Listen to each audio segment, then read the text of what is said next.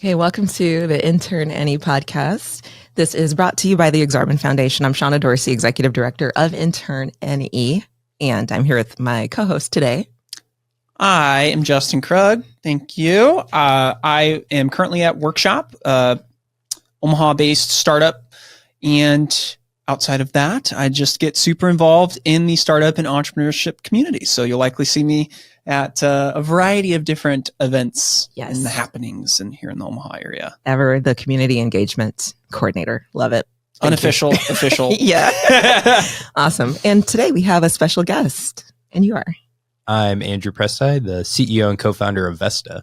And we're a local startup here in town that's focused on making it easier to find and promote all the cool things to do, not just in Omaha, but in 200 cities all across the country. That is outstanding. Okay, so you've been in the startup space for quite some time. Too long. Yeah. I think even when I was kind of getting my feet wet, getting kind of started in it, like back in 2014, you were working on things back then too. Yeah, I mean, all the way back in the old Exchange building there on 19th and Harney. Mm-hmm. And I think the first time I ever met you was at 1 Million Cups back when that was at the building on Creighton. Oh, yeah. I'm blanking on the name, but me too. I was like, yeah, let's spend like 2 minutes finding it. Yeah, that was like way back in the day. Yeah, so it's been involved in various different ways in the ecosystem for a long time, including had the pleasure to work with Justin for a couple of years when he was on our team before he moved over to Workshop. That's outstanding. We'll dig into that. I can't wait to hear more. Interested to have the, intern exposure experience kind of, and then the person that hired the intern. Mm-hmm. Like, that's what this podcast is about. So definitely.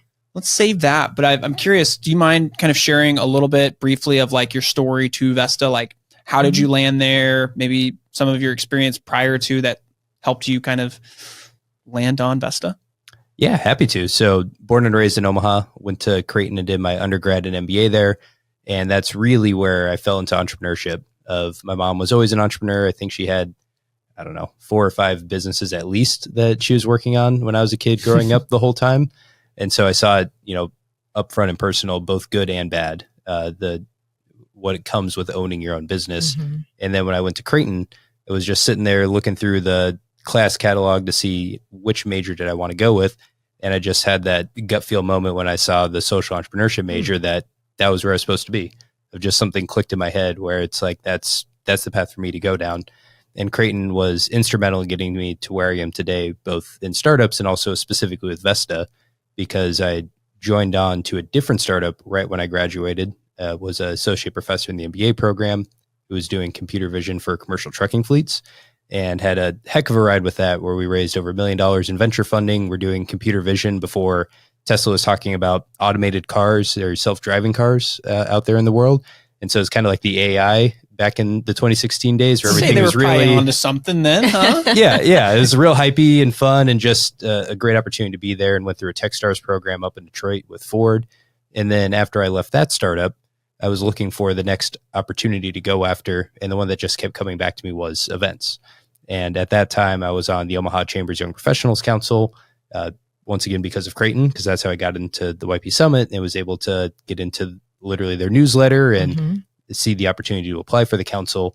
And while I was there, events just kept coming up again and again and again as we were hosting our own events, which we would get good attendance to, but it felt like it was just so hard to get the attendance that our events deserved. And then talking with our partner organizations and the venues that we were working with, they were also frustrated with how hard it was to promote their events. And then most importantly, talking with people that were coming, pretty much every time they would ask, where's the place where we can go to find all the cool events happening in Omaha? So I always see it on Instagram the morning after it's happened instead of the day before when I can still go. Right. And you just hear that enough times and it just got my entrepreneur brain rolling where it's like, okay, if both sides of this market are frustrated, then like that's a very real opportunity. Yep. And also an important one I think we saw, unfortunately, during COVID, just how important events are to a community and bringing people together. And so very much saw it as a win-win where we could help small businesses and nonprofits, help the locals that were here in Omaha or whatever city across the country, and then also help the communities as a whole. Yeah, definitely. And those connections are so critical to community building, especially I know you're in a lot of communities, which is so outstanding, but just talking about Omaha specifically, we're like a big small town, very disconnected though, right? And so finding ways to say, hey, here's where you can find a community of people that are very interested in the same things you're interested in is so key and important to make it easy to happen. So yeah. Right. Absolutely. And I mean, that's how we all met at one stage or another of met at 1 Million Cups and the various other events at the Exchange building, and met you through UNO CEO and definitely tons of Omaha startup events above and beyond that. And I just know that there's so many other great collisions that happen because of going to events, either, business relationships that can come out of that, or just making a new friend that you never would have met otherwise if you just didn't go to that event together. So true. I have kind of a fun question. So going back to what I teased out earlier, so I had the opportunity to work for Andrew, and I'll say it was definitely an instrumental part of my early career to get experience and frankly get thrown into some things that maybe were over my head at that time. And so from my perspective, I'd be curious to hear, when you were looking to hire an intern and thought about starting that up for the first time, right? Because I think maybe I was one of the first interns, maybe. Yeah, definitely. Yeah. And so you are a practice child, Justin. Yeah, perfect. Yes. Everybody needs, the hamster to just jump on the wheel and do the test round. But so my question is around, what did you know that you needed in an intern? What qualities were you looking for? And then after, I had joined with you, what did you not realize? And then you were like, oh, actually, this was super important as well. Yeah, that's a great question. I would say the most important, especially for a startup, is just having a bias for action. Unlike First National Bank or Union Pacific or Mutual of Omaha that has this great internship program, and they've been running it for decades, and they really have it kind of perfected it down to a science. With a startup, you just don't have that, especially when you're the first intern like you were. And so if you're not willing to just get in there and get your hands dirty, where we're able to just give you a project and trust that you're going to get it done, and if you run into issues, then you can come back to us to ask for that guidance and help. But otherwise, that you're just going to go and run through walls and make it happen, that's worth its weight in gold. And I think that is true regardless of wherever you are, if it's a startup or a large organization. Because at the end of the day, when you're hiring for that internship, you're hoping that you can find some great talent that can join the team full time in the future. Yeah. And so as a part of that, you do want to see that quality. At least that's how we feel at our company, because business is just so, if you can have momentum in business, if you can have action in business, if you can reach out and you can make something happen, that's going to put you ahead of the competition. That's going to put you ahead of your peers in the marketplace. And so having that quality in spades across your team is only going to benefit the whole. And if you can show that at the internship level, when you're the most meek and you're the most uncertain or maybe the most unconfident, that's what is Justin or whoever going to do once we actually give them the tools, we actually give them the confidence that they can go out there and get pointed in the right direction and really knock it out of the park. Yeah. I'll say too, Justin, I've only worked with you on this podcast, but you definitely seem to be a go-getter to me from what I see in the community.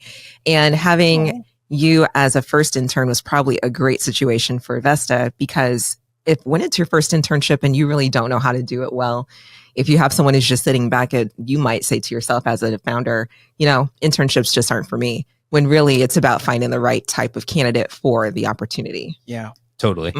Yeah. And I think we learned from the interactions with you and having you as our first intern, that definitely that bias to action was important. Having someone that was willing to ask questions is important. Once again, I think that's true for all internships. I will never shy away. I ask anyone at workshop. I ask so many questions. Right. But that's so important because, on both sides, if you don't want to over-explain things, and especially when it's, you're a student, and so you don't have that professional, seasoning yet that you do post-grad and when you've been in a role for a couple of years, it's important to ask those questions so that you can met out on the mentorship side exactly what is that right fit. And I think we learned that we need a little bit more structure than zero coming in. And so we definitely picked that up for the future interns, and our plan on hiring one this fall to help with sales enablement and some other analytics and tracking and other things in our sales process. So, I promise whoever that intern is, you'll have a much better experience than Justin's. Might be a little bit less fun because it's a little more polished, but definitely better across the board. Well, whoever that lucky individual is, I would love to chat with you. So don't hesitate to reach out, because I would love to share my experience working at Vesta and also doing sales at Workshop. So Vesta has a special place in my heart for my, career, especially just as an intern, bright-eyed, bushy-tailed, not really knowing what to expect, but just going in with the right mindset of, this seems like a really awesome company. The leadership is there that cares, and I'm just going to give my best effort. And I don't think I overthought anything else from that point on. I was just like, let's go in, let's, take action, and I'm probably going to mess some things up. I'll have a lot of questions, but we'll figure it out. Yeah, that's good. And the attitude's key too, right? So. Oh, absolutely. Yeah. I mean, that's one thing you can't coach, and that's the one thing you can't buy, right? Mm-hmm. And so having that attitude from the jump makes all the difference.